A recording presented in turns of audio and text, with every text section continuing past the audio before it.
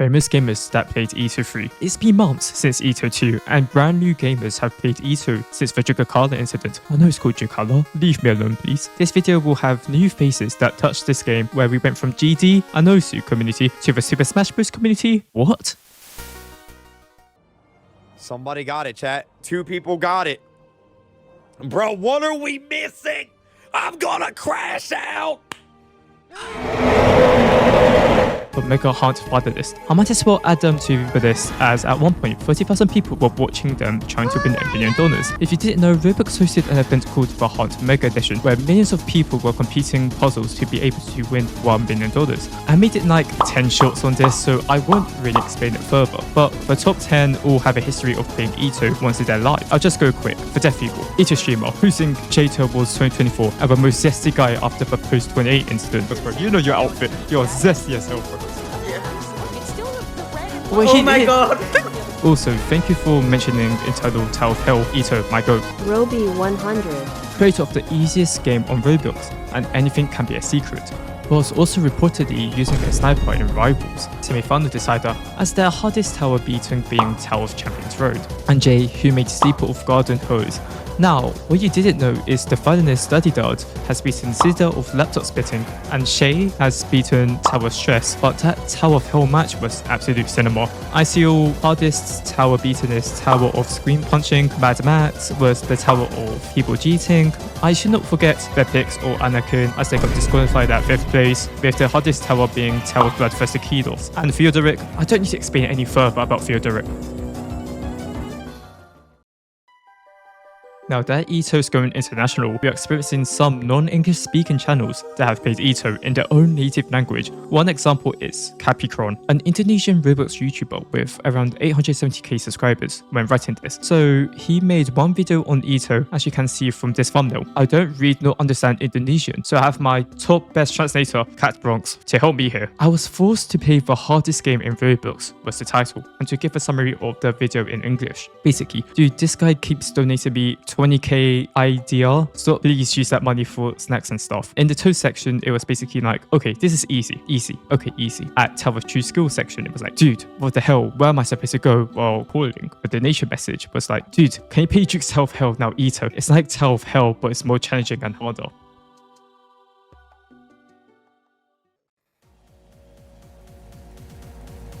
JToH GD, for sure, is one of the hardest games that many people have played or heard of, going from easy to extreme demon.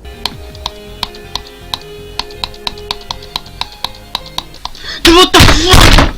We talked about Zoink playing EToH before, and Ironut creating a Citadel of Science Recognition level in GD. Well, there's a new GD player that played EToH recently that they played whilst I was writing the script. This player is W Popov, and they are the 3rd best player on JToH behind Trick and Zoink, as these are the only 3 players that have beaten the hardest GD level in the time of recording, Tidal Wave. He also beat Slaughter House 3 times in a row. Full video to watch, by the way. In a nice stream named Roblox before I go, join me. So far, he has beaten Toast, and if he somehow or some way beats Citadel of Laptop Splitting or higher, he would surpass Zoink on being the best GD player to also be better than them in EToH.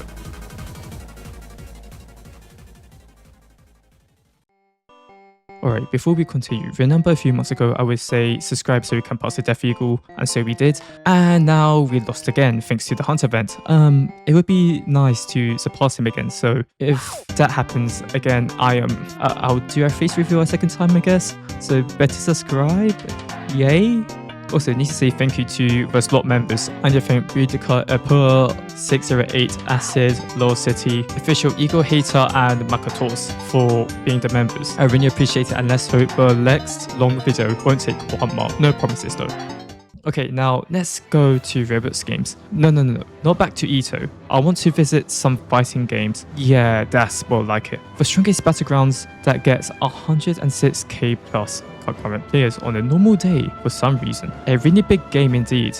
Okay, EToH, but what has this got to do with EToH, you slot milker, you may ask? Well, we are going to talk about a YouTuber named Fondit. Fondit has around 700k subscribers and a holder of 2 silver play buttons, where his 2 recent videos is saying goodbye and got kicked out of the USA. If you check his oldest video, what's cool is that his first public video shown is the JToH Christmas event 2020. 2020, and oh my god, they sound different. Hello everyone, so the Tower of Hot Chocolate. So I was in a call with him to do some interview for a short, but I didn't make one, so here is the most exclusive interview of all time. So, Dude, I'm scared. I'm nervous. bro, no, it's fine, chill I out. can do this. Alright, so I'm here with Fondit. Say hi. Hello, it's me. Yeah, I actually do quite a bit. I started playing it a lot more recently, but I've been playing for like 5 years. So I would consider myself to be a pretty good hobbyist. Well, honestly, I don't think I ever moved away from EToH. I've always been playing it on and off in the background, you know. Just because I enjoy Roblox hobbies. But why did I start TSB content? It's TSB, by the way, not TBS. I don't know what you're talking about. What is the Battleground strongest? What are you talking about, man? Well, the reason why I started making TSB content is because I've always been wanting to make videos on YouTube, but I could never really find a game that kind of stuck with me that I could make consistent content on. But recently I found the strongest battlegrounds, and it just kind of, I was like, yeah, this is fun. I can make videos, and this is great. You know what, congratulations for hitting 600k. I don't know when you did it, but congrats. Okay. Thank you. No worries.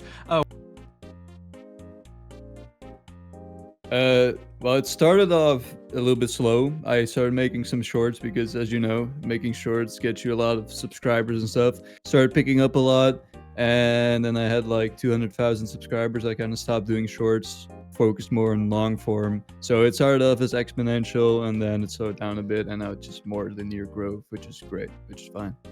That's good. Before we end the show, anything you want to say to my stop audience? Subscribe to Fondit. Thank you very much. We will go through Osu specifically, the game where you have to click on the circles on the beat with the song. It may seem easy at first, then the deeper you go, it just goes through chaos. How is he tapping on 405 EPM and Ferret in number 1 being a rank file? Anyways, I talked about the history of Osu players that played EToH, like Hi and Melos, who's in top 10, and notably Eterna during KToH 2018. This time, I won't be talking about a top player, but a person working as a PP reworker committee, lately. Basically, during 2023, they actually worked for the performance point rework for Taiko, that one drum rhythm game. If you didn't know, PP is like Points People Connect, where you get more points on best plays like harder difficulties to be on a global leaderboard that a lot of people do care about. After going through his profile, there's other people I noticed, notably the Pectezo, Damjom, yes, the moderator for EToH Floro. There's an artist you might have heard called Cytosis, a music artist and a featured artist on Osimania, also played EToH, so that's very cool.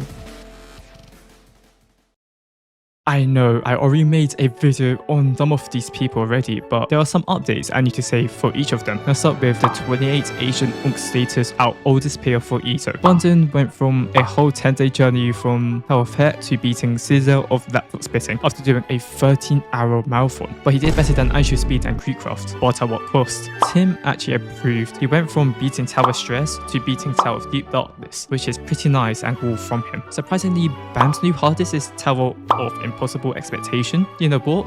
Maybe being a furry is a strat to being good at this game. Jellybean never touched the game ever again, I think. But there's 2 people I need to talk about. First is Aegis with basically 800k subs, and boy, his video content is questionable. Maybe just stick to watching his shorts. And new YouTuber Royal Pear with 4.4 million subs uses Pokemon as Smash melee skills to beat 0 towers, a new record for him. Before I did this video, there are some YouTubers who have to ruin my day. First, I have to talk about a new YouTuber who played EToH a month ago is Cinnamon Munch, and who recommended the game? Of course, it's Bam. Everything good I said about Bam can be thrown away. I hate you, Bam. I hate you so much. The second one is a very cool GD YouTuber, King Salmonauts, who played EToH on the stream yesterday. And I still think he is better than Bundon, because how he just beaten Tower of Heck in one day is very impressive. Also, shout out to Nova for mentioning me. Thank you so much, by the way. I like you, Nova. Eagle, I will find you. Surely no more popular gamers will play Eternal Tower of Hell, right? So I don't need to make a part 4. Right? Please? I need to be free.